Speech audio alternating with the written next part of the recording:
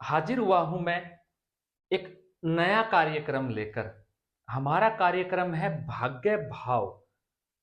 अगर भाग्य भाव ही या भाग्येश ही कमजोर पड़ जाए जन्म कुंडली में, भाग्य का साथ ही ना मिल पाए जातक को, तो जातक कहीं ना कहीं निराशावादी हो जाता है अपने जीवन के अंदर।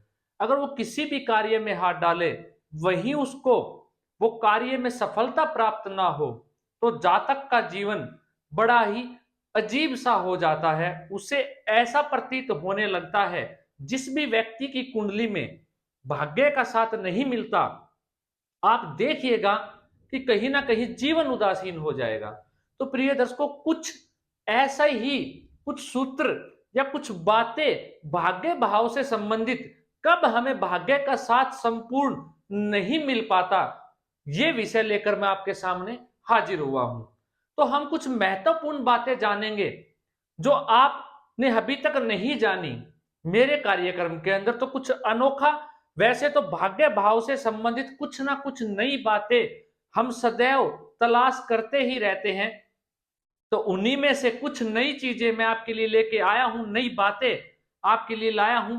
तो प्रिय दर्शकों, क्या कहता है, अगर जन्म कुंडली के अंदर नवमांश कुंडली में भाग्य भाव का मालिक नीच का हो जाए। फिर से समझिएगा प्रिय दर्शकों, आपकी कुंडली के अंदर भाग्येश जो है वो अच्छी अवस्था में है, लेकिन नवमांश कुंडली में जाके वो नीच का हो जा रहा है, तो कहीं ना कहीं भाग्य में आपके कमी आ जाएगी। भाग्य आपका इतना बलशाली नहीं होगा, भाग्य का संपूर्ण साथ आपको नहीं मिल पाएगा प्रिय दर्शकों। वही क्या कहा प्रिय दर्शकों, कहते हैं कि अगर ज्योतिष शास्त्रों में लिखा, अगर चौथे घर का स्वामी जो चतुर्थेश होता है हमारी कुंडली में, सुख भाव का जो स्वामी होता है, अगर वो जन्म कुंडली में आके अष्टम भाव में बैठ जाए, तो कहीं ना कहीं भाग्य के सुखों में कमी ला देंगे, जीवन में सुखों की कमी ला देंगे और भाग्य को कमजोर कर देंगे। अगर ऐसा स्थिति है किसी की कुंडली के अंदर, ऐसी ग्रह स्थितियां बनती है कि भाग्य अच्छी अवस्था में है, लेकिन चतुर्थ भाव का स्वामी जाके अष्टम भाव में बैठ गया, तो कहीं ना कहीं आपके भाग्य में कमजोरी आ जाएगी प्रिय दर्शकों। आगे कहा, अगर जन्म कुंडली के अंदर लग्नेश लग्नेश और दूसरे घर का मालिक, धन भाव का मालिक और सप्तम भाव का मालिक, ये त्रिक भाव में जाके बैठ जाए, लग्नेश, धन भाव का मालिक और सप्तम भाव का मालिक, ये तीनों त्रिक भाव में जाके बैठ जाए, तो विवाह के पश्चात ऐसे जातक के जीवन में भाग्य का साथ मिलना बंद हो जाता है, ना के बराबर मिलता है प्रिय दर्शकों। अगर है तो आप आजमा के देख सकते हैं। क्या कहा, लग्नेश, धनेश और सप्तमेश कुंडली में त्रिक भाव में जाके बैठ जाए, तो भाग्य को कहीं ना कहीं कमजोर कर देंगे विवाह के पश्चात। वही प्रिय दर्शकों, अगर आपका भाग्य जन्म कुंडली के छठे भाव में जाके बैठ जाए, हमेशा आपने मेरे सूत्रों में सुना, हमेशा मेरे कार्यक्रम में जाना, अगर भाग्य जाके 6, 8, 12 भाव में बैठ जाता है तो कमजोर हो जाता है। लेकिन अगर भाग्य भाव का मालिक छठे घर में जाके बैठ जाए, चाहे वो शत्रु राशि में बैठा हुआ हो, किसी भी राशि में बैठा हुआ, तो इतना खराब प्रभाव नहीं देगा।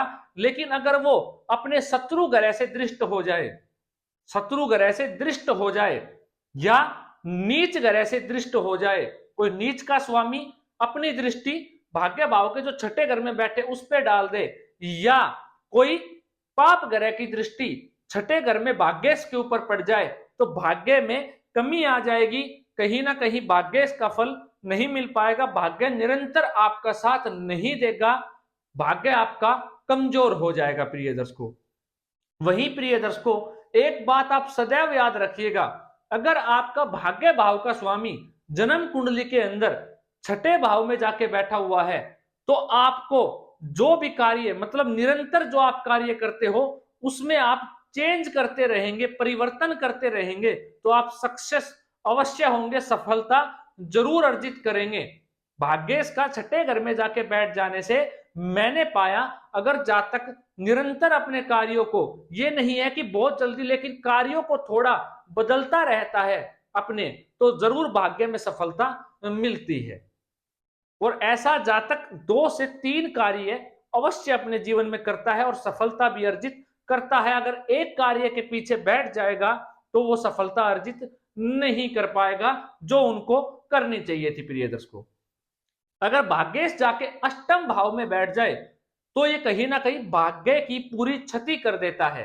तो ऐसे जातक को धारा के अपोजिट बहना, विरुद्ध बहना बंद कर देना चाहिए, बल्कि धारा के साथ बहना शुरू कर देना चाहिए। कहने का मतलब है कि ऐसे जातक को मेहनत करनी शुरू कर देनी चाहिए, ना कि भाग्य के भरोसे बैठ जाना चाहिए अगर भाग्येश का अष्टम भाव से संबंध बने तो।